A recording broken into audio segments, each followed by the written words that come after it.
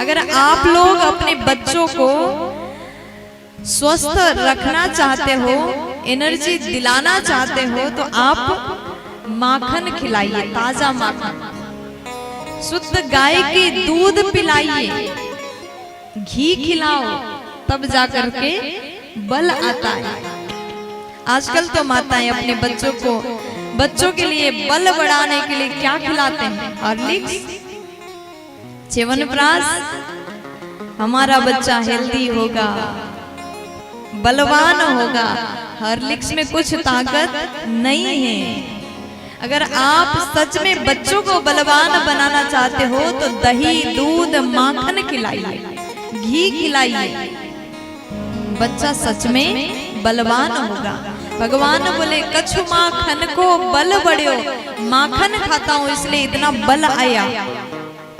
कछु गोपन करी सहाय, आप लोगों ने लाठी लगा करके हेल्प किया। और सबसे बड़ी बात, श्री राधे जू की कृपा से जब मैं पर्वत को धारण किया था उंगली पर, राधा रानी अपनी कृपामयी नजर से मुझे निहार रही थी।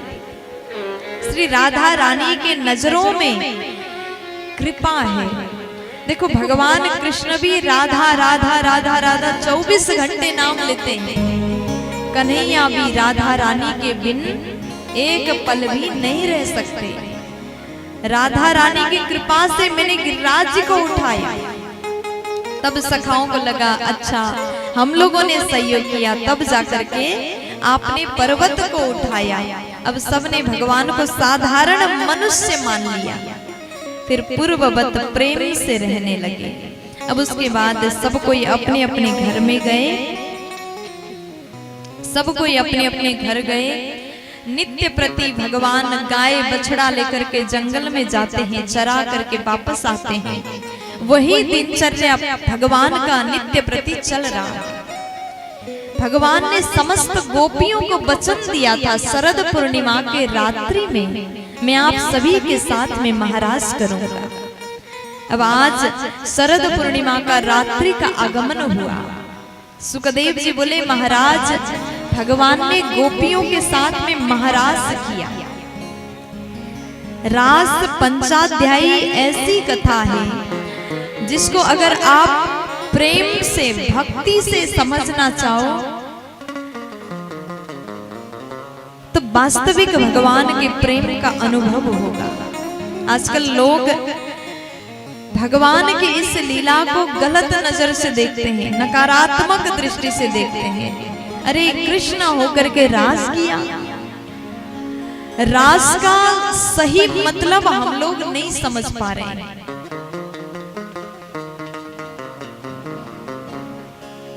रसानाम समूहो इति रासः, रसरूप परमात्मा का रस स्वादन करने का विधि का नाम ही रास है।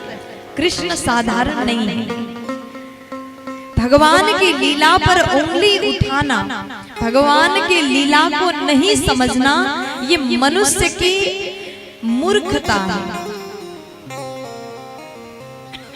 भगवान की लीला हमारे समझ से परे है।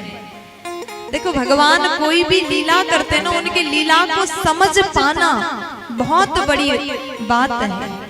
इसलिए आप भगवान को मानिए, भगवान को जान पाना सबकी बस की बात नहीं है। हजारों फण वाले शेष नाग भी भगवान के महिमा को गाते हैं और कहते हैं नेति नेति न इति, बस इतना नहीं है। प्रभु के लीला तो अपरंपार है, अनंत कथा है, अनंत महिमा है। उस कथा को जान पाना और जना पाना, समझा पाना हमारी बस की बात नहीं है। बाड़ी देने वाली सरस्वती मैया भी इस लीला को गा करके बीच बीच में विराम लेती है, विश्राम करती है। सरस्वती मैया भी कहते हैं भगवान की लीला को समझ पाना, समझा पाना हमारी बस की बात नहीं है। तो हम लोग तो मनुष्य, साधारण बुद्धि वाले इंसान कैसे भगवान की लीला को समझ पाएंगे? प्यार से बोल दीजिए ना। थोड़ा जोर से बोलो ना जी, रामनगर दियारा वालों बोल दो ना, दोनों हाथ उठा के फुल एनर्जी में बोलो ना जी। अब बस सावधानी से बैठिएगा, क्योंकि रास पंचाध्यायी कथा जो है अत्यंत सुंदर कथा है। सावधानी हटी तो दुर्घटना, हाँ, इसलिए सावधानी से सुनिएगा। भगवान परमात्मा है, ये पूर्ण ब्रह्म है, उनके लीला को समझ पाना हम जैसे साधारण मनुष्य की बस की बात नहीं है।